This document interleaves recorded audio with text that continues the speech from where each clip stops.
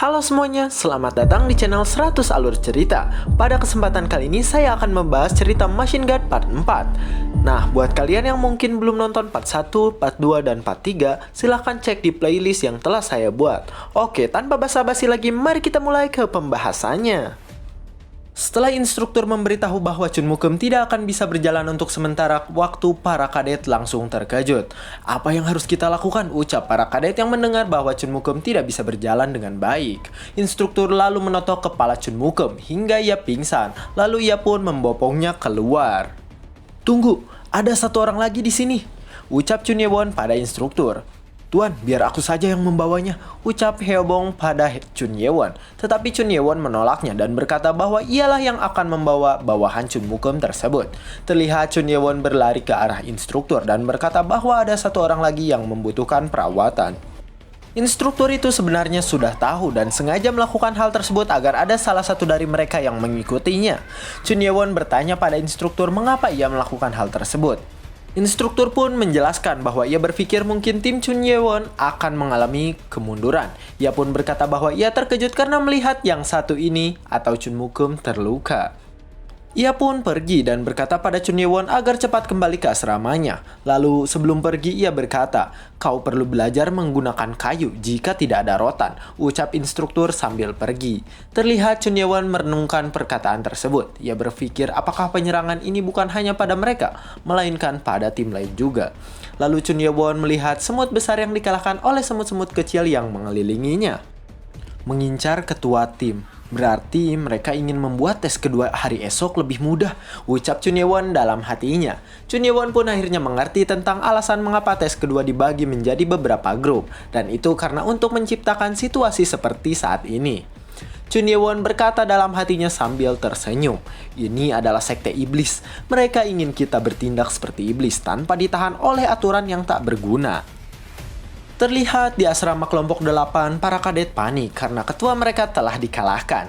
Chun Yewon pun datang dan berkata pada mereka bahwa mereka terlihat menyedihkan. Mereka tidak terima saat dikatakan menyedihkan oleh Chun Yewon.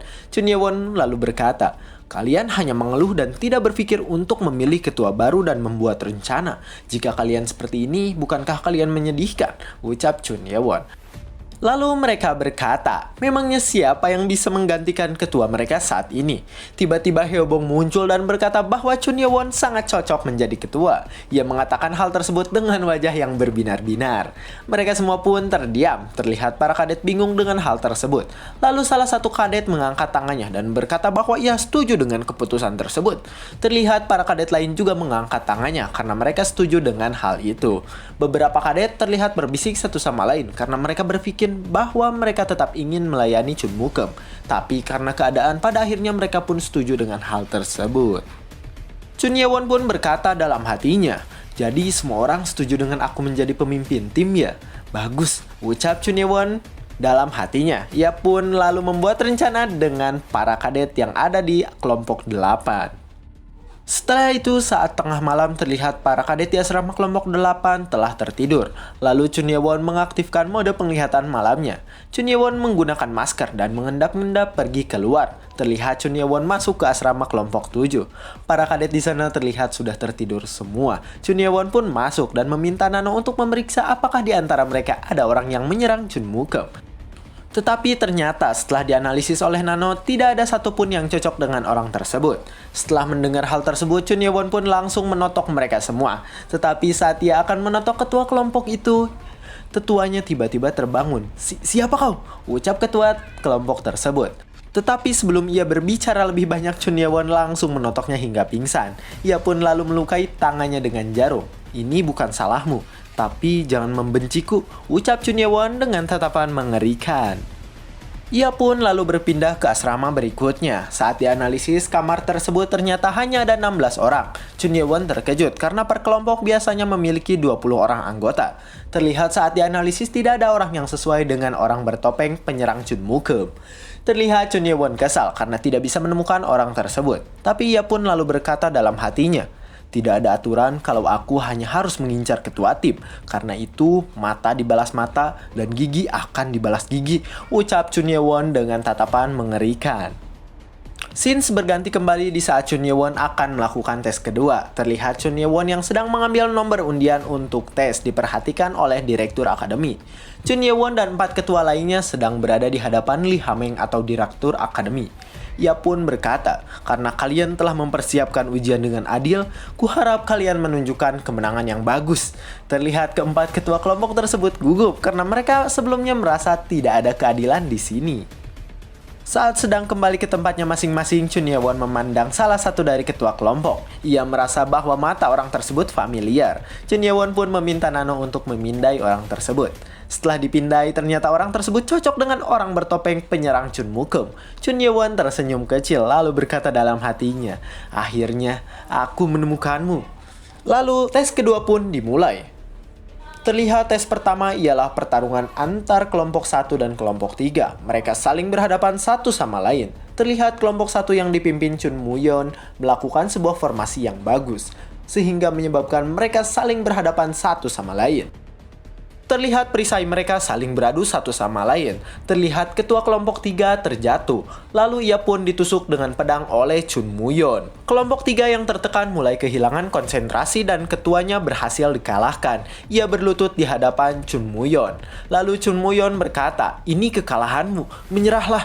Ketua kelompok 3 pun menyerah dan pertandingan dimenangkan oleh kelompok 1. Tim berikutnya maju, ucap direktur. Tim berikutnya ialah kelompok 8 yang dipimpin oleh Chun Ye-won. Terlihat anggota kelompok 8 ketakutan, tetapi Chun Ye-won memompa semangat mereka sehingga mereka pun menjadi tidak takut lagi. Terlihat Chun Ye-won mengangkat pedangnya dan berkata, "Ayo kita menang." Direktur akademi memuji hal yang dilakukan oleh Chun Ye-won tersebut karena ia bisa membakar semangat dari anggotanya. Direktur akademi lalu memandang Chun Ye-won dan ingin membuktikan apakah Chun Ye-won adalah seorang monster macan atau hanya seekor macan liar biasa. Saat pertandingan dimulai, terlihat Chun Ye-won melawan kelompok yang dipimpin oleh Chun Won-ryo yang merupakan seorang perempuan dari Clan Sound. Terlihat Chun Ye-won mengangkat perisainya karena kelompok 6 akan menyerang. Chun Ye-won pun meminta tutorial strategi pertarungan pada Nano. Saat kelompok 6 menggunakan formasi panah, terlihat Chun Ye-won menggunakan formasi sisik ikan untuk menahan serangan mereka. Terlihat mereka saling berhadapan satu sama lain, dengan para ketua masing-masing di tempat terdepan. Direktur akademi memandang rendah Chun Ye-won karena ia berpikir bahwa Chun Ye-won tidak akan bisa menghadapi Chun Won-ryo 1 melawan 1. Won-ryo kesal karena ia berpikir beraninya Chun Ye-won melawan ia yang merupakan seorang ahli waris sejati. Ia memukul dan menghantam perisai Chun Ye-won sehingga menyebabkan tekanan yang dahsyat. Ia pun terkejut karena tanpa disangka Chun Ye-won berhasil menahan serangan tersebut. Bahkan terlihat direktur akademi terkejut karena kekuatan Chun Ye-won. Chun Ye-won menahan serangan tersebut. Lalu ia tersenyum kecil dan berhasil mendorong mundur wanita tersebut. Wanita itu langsung mundur dan berkata pada anggotanya untuk mengganti posisi. Terlihat Chun Ye-won pun merubah posisi. "Ubah ke nomor 3, ucap Chun Ye-won. Terlihat wanita itu tersenyum karena Chun Ye-won menggunakan formasi ketiga. Ia pun lalu berkata, "Taktik yang digunakan olehmu cukup buruk Chun Ye-won. Kau akan kukalahkan saat ini," ucap wanita tersebut dalam hati. "Nomor 6, ucap Won-ryo pada anggotanya. Anggotanya pun langsung merubah formasinya ke nomor 6. Terlihat wanita itu merencanakan untuk menghancurkan formasi dari grup Chun Ye-won. Chun Ye-won maju ke arahnya. Terlihat ia tersenyum kecil. Lalu para anggotanya tiba-tiba bergerak tidak sesuai dengan formasi ke-6. Para anggota kelompok 6 terkejut karena mereka bingung musuhnya melakukan gerakan yang berbeda. Won-ryo mencoba untuk menenangkan para anggotanya. Chun Ye-won pun lalu berteriak lagi untuk mengubah taktik menjadi formasi kedua. Won-ryo dan anak buahnya bingung dengan apa yang dilakukan oleh kelompok 8 karena formasinya berbeda dengan apa yang mereka katakan. Anggota kelompok 6 mulai menyerang secara asal karena taktik yang diberikan oleh Chun Ye-won. "Apa yang kau lakukan? Dasar darah rendahan," ucap Chun Won-ryo dengan wajah yang kesal. Lihat kelompok 8 sudah bersiap dengan perisai dan pedangnya masing-masing. Chun Moo-yeon memandang ke arah Chun Won-ryo yang terlihat kesal karena kelompok 8 telah berhasil mengepung kelompok 6 dengan formasinya. "Nomor itu adalah tipuan," ucap Won-ryo kesal pada Chun Ye-won. Diperlihatkan sehari sebelumnya Chun Ye-won menggunakan rencana itu untuk membuat musuh bingung. Terlihat Won-ryo kesal dan berkata dalam hatinya, "Beraninya, dasar darah rendahan." Chun Ye-won pun memerintahkan anggotanya untuk menekan kelompok 6. Kelompok 6 ketakutan. Lalu mereka pun menjatuhkan perisainya. Apa yang kalian lakukan? Siapa yang bilang kalian bisa meletakkan perisainya? Ucap Wonryo kesal pada mereka, tapi mereka diam saja karena ketakutan. Chun Wonryo pun ketakutan karena ia berpikir bahwa orang-orang akan menertawakannya jika ia kalah dari Chun Ye-won. Terlihat di hadapannya Chun Ye-won yang sudah bersiap dengan perisai dan pedangnya. Chun Wonryo kesal lalu mencoba untuk menyerang Chun Ye-won. Ia melempar perisainya lalu menyerang Chun Ye-won dengan teknik pedangnya. Chun Ye-won pun membuang perisainya, lalu ia mencoba menyerang balik padanya. Mereka berdua saling beradu pedang satu sama lain. Pelipis dan kaki Chun Wonryo terluka karena serangan dari Chun Ye-won. Chun Ye-won menggunakan tekniknya secara berurutan. Ia pun langsung menebas Chun Wonryo. Terlihat para kadet dan direktur akademi terkejut karena Chun Ye-won memotong lengan Chun Wonryo. Chun Wonryo terkejut lalu ia melihat tangannya yang sudah terpotong. Lenganku! Ucapnya sambil menjerit. Instruktur akademi langsung mencoba untuk merawan Chun Wonryo. Chun Ye-won pun memandang pedangnya karena ia merasa gerakan yang ia lakukan tadi tidak sempurna. Direktur akademi pun mengangkat tangannya dan berkata bahwa kelompok 8 telah menang. Terlihat anggota kelompok 8 bangga pada Chun Ye-won karena berkatnya mereka bisa menang. Direktur akademi memandang Chun Ye-won lalu berpikir bahwa ia benar-benar hebat. Ia pun berpikir mungkinkah itu karena ia diajarkan oleh penjaga kanan, tapi ia menarik pikirannya kembali tersebut karena ia berpikir bahwa penjaga kanan bukanlah guru yang sangat hebat. Terlihat Lee Ha-meng pun berpikir untuk menjadikan Chun Ye-won sebagai gurunya, tapi itu tidak mungkin karena ia adalah direktur akademi. Di sisi lain terlihat para kadet kesal.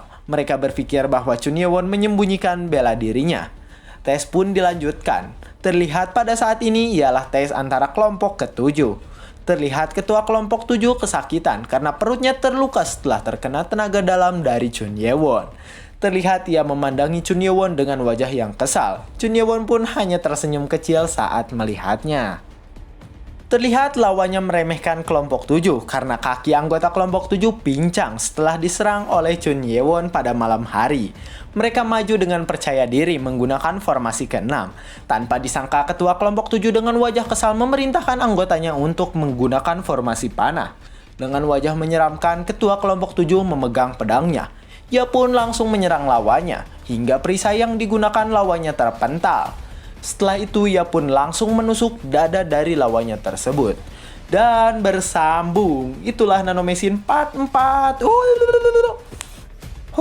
Nah itu dia Nanomesin atau Machine Guard Part 4. Jangan lupa untuk subscribe channel ini dan like videonya jika kalian suka. Jangan lupa untuk share juga ke teman-temannya jika dirasa video ini bermanfaat atau mungkin menghibur kalian. Sampai jumpa di kesempatan berikutnya.